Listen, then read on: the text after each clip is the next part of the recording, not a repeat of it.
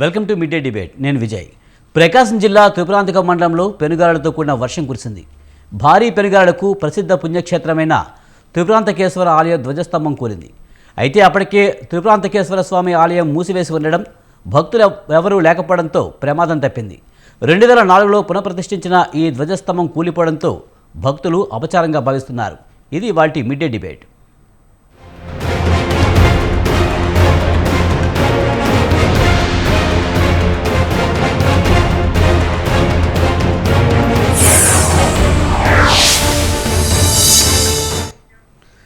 త్రిపురాంతకేశ్వర స్వామి ఆలయం అతి పురాతనమైన పుణ్యక్షేత్రం. శ్రీశైలానికి తూర్పు ద్వారంగా విరాజిల్లుతున్న త్రిపురాంతక క్షేత్రం శైవ, శాక్తి ఆలయాల్లో అతి ప్రాచీనమైనది. శ్రీచక్ర ఆకారంలో శక్తిపీఠాల ఆలయాలను నిర్మిస్తారు. కానీ త్రిపురాంతకేశ్వరుని ఆలయం శ్రీచక్రపీఠంపై నిర్మితం కావడం చేత ఆలయానికి ప్రత్యేక విశిష్టత సంతరించుకుంది. వైష్ణవ, శివ ఆచారాల మేళవింపు కలిగిన ఆలయంగా విరాజిల్లుతుంది. త్రిపురాంతకేశ్వర స్వామి ఆలయానికి కిలోమీటర్ దూరంలో చిరాగ్నిగుండంలో బాల త్రిపురాసుందరాదేవి వెలిసింది.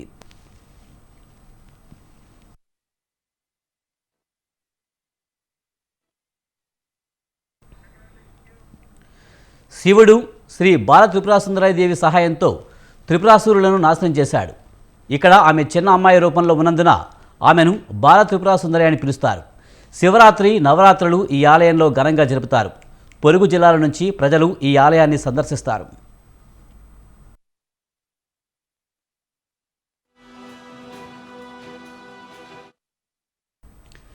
శివుడు 3 నగరాలను పాలించే రాక్షసులను అంతమొదించాడు కాబట్టి అతన్ని త్రిపురాంతకేశ్వరుడు అని పిలుస్తారు. అందుకే ఈ ప్రదేశాన్ని త్రిపురాంతకం అంటారు. త్రిపురాంతకేశ్వర స్వామి ఆలయం కొండపై ఉంటుంది. ఆలయ ప్రాంగణం నుండి శ్రీశైలం వరకు రహస్య భూగర్భ మార్గం ఉందని నమ్ముతారు.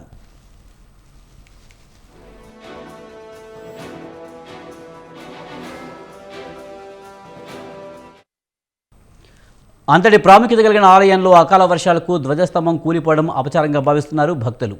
చిన్నపాటి వర్షాలకు, ఈదురుగాలులకు పురాతన ఆలయాలకు ఎటువంటి డ్యామేజ్ జరగకుండా కాపాడుకోవాల్సిన అవసరం ఉందని అంటున్నారు. పురాతన సంపదను ముందు తరాలకు అందించాలని చెబుతున్నారు. భవిష్యత్తులో ప్రకృతి ప్రమాదాలు సంభవించినా ఆలయాలు చెక్కు చెదరకుండా ఉండాలంటే ప్రభుత్వం అందుకు తగిన చర్యలు తీసుకోవాలని కోరుతున్నారు.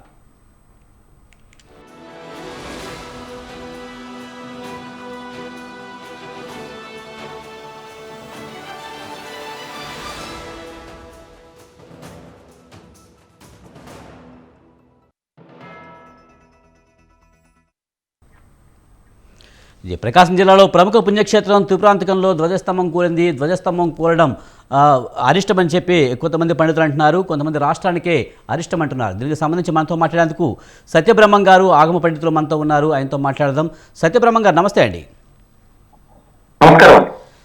సార్, ప్రకాశం జిల్లాలో ప్రముఖ పుణ్యక్షేత్రమైన త్రిపురాంతకంలో ధ్వజస్తంభం కూలింది. ధ్వజస్తంభం కూలడం అరిష్టం అని చెప్తున్నారు. అది రాష్ట్రానికే మంచిది కాదు, అరిష్టం అని చెప్తూ ఉన్నారు. నమస్కారం. చెప్పండి. ఆలయాలు సంపూర్ణమైనటువంటి పరిస్థితుల్లో సంపూర్ణమైనటువంటి అర్చన, ఉత్సవ మొదలైనటువంటి కార్యక్రమాలతో విరాజిల్లుతున్నటువంటి ఈ సంప్రదాయంలో అవిచ్ఛిన్నంగా ఆగమ సంప్రదాయం అనేక శతాబ్దాల నుండి పరిఢవిల్లుతూ ఉంది. ఇటువంటి తరుణంలో ఆలయంలో ధ్వజస్తంభం అనేది చాలా ముఖ్యమైనటువంటి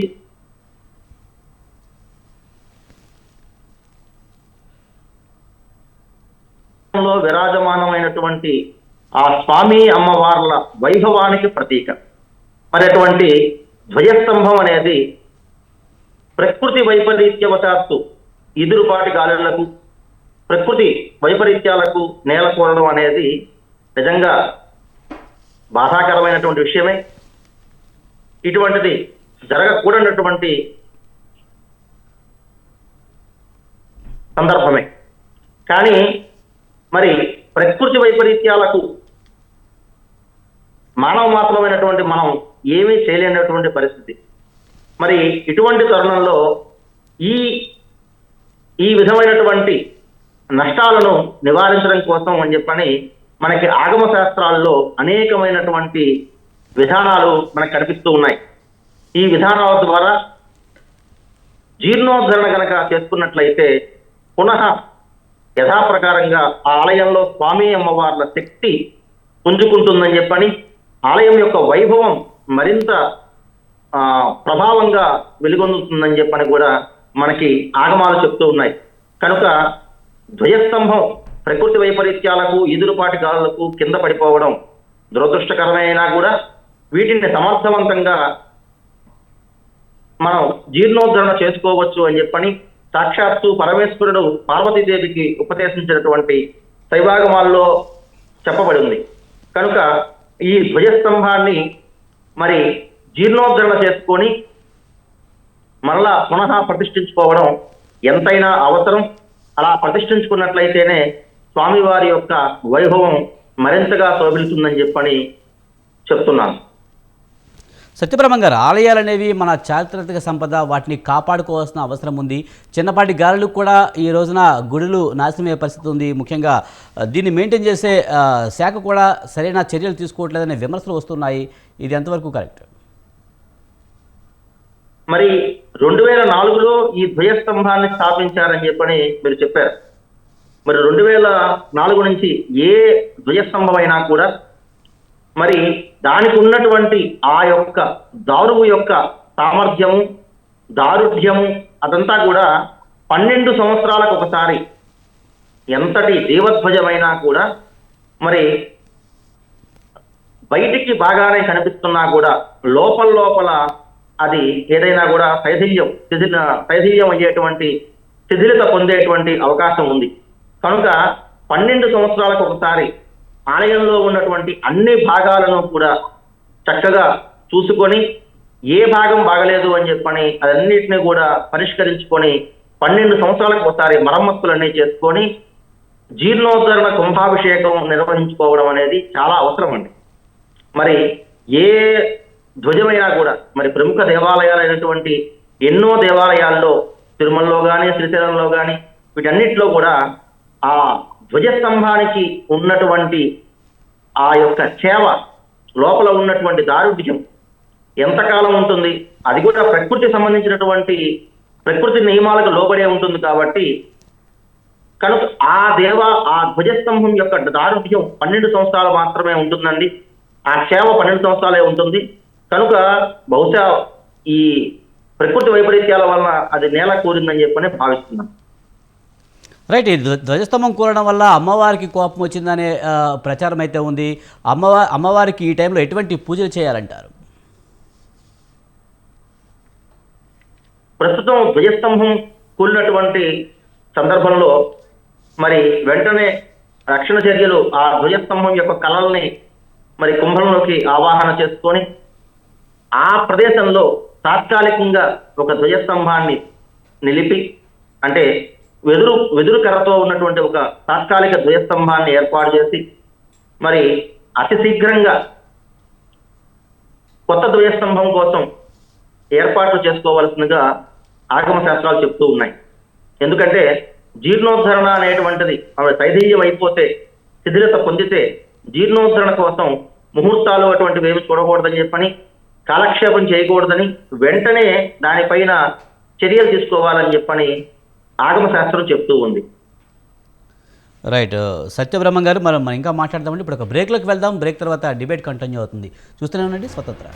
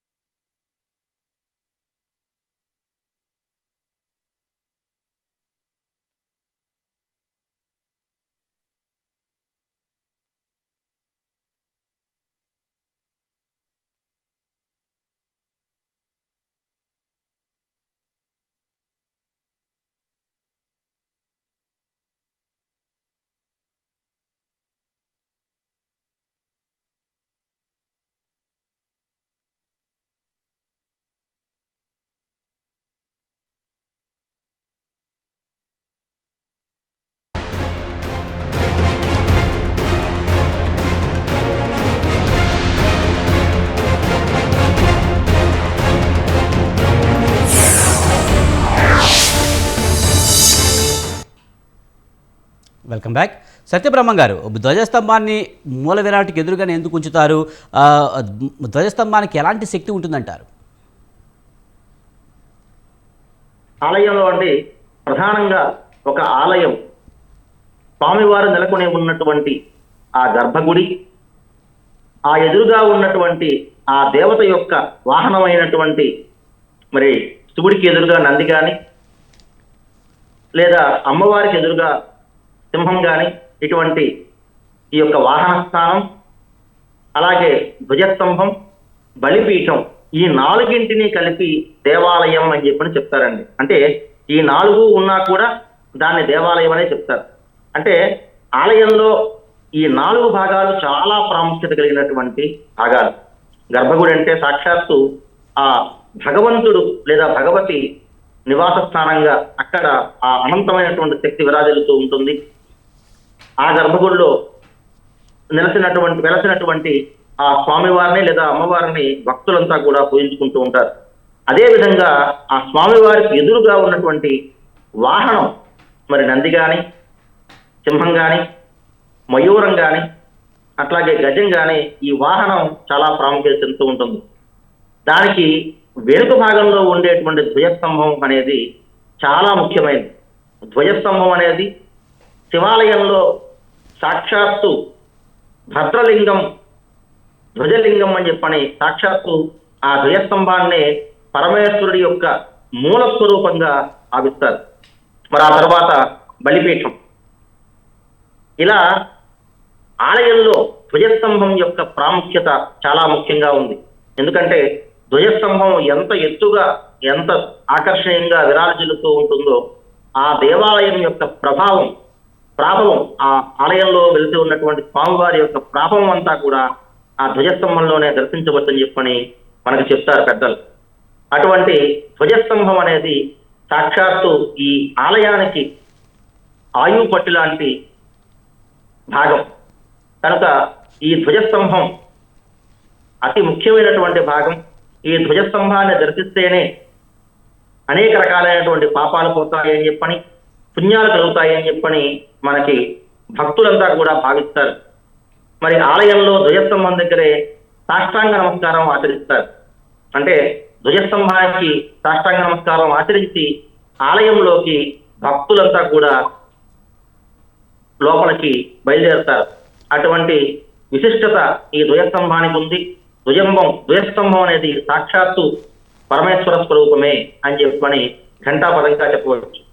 మరి ఈ ధ్వజస్తంభం అంతా కూడా ఆలయంతో సమానంగా ఉండేటువంటి ధ్వజస్తంభం ఒక పేరుతో, అలాగే ఆలయం యొక్క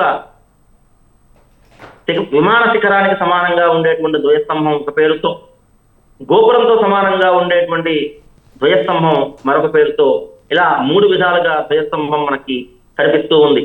అట్లాగే ధ్వజస్తంభం సాక్షాత్తు త్రిమూర్తి స్వరూపంగా భావిస్తారు.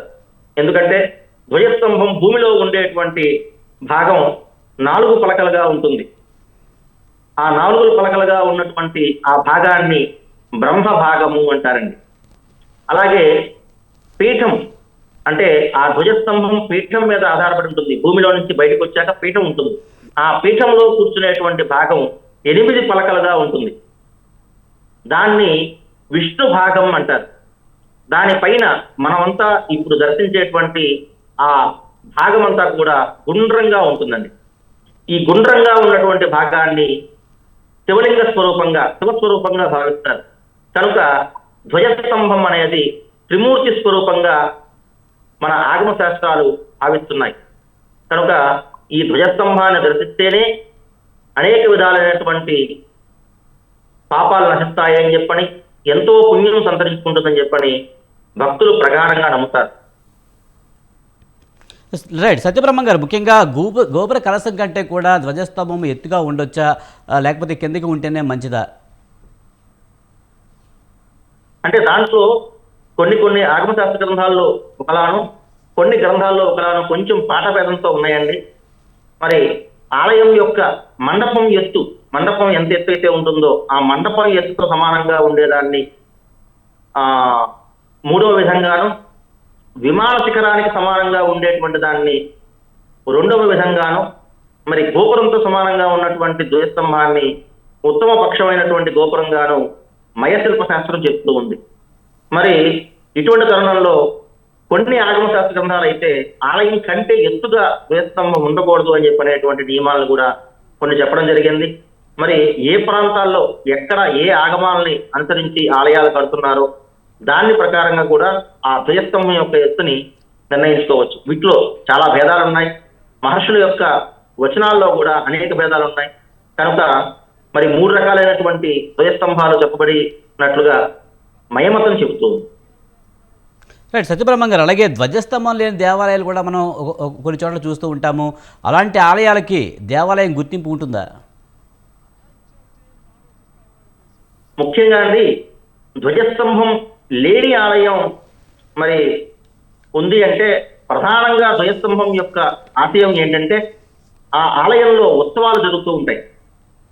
ఉత్సవాలు జరిగినప్పుడు ఆ సమస్త దేవతల్ని ఆహ్వానించడం కోసం ఆ యొక్క ధ్వజపటాన్ని ఆవిష్కరిస్తారు. ఆ ధ్వజపటాన్ని ఆవిష్కరించడానికి ఈ ధ్వజస్తంభమే ప్రధానం.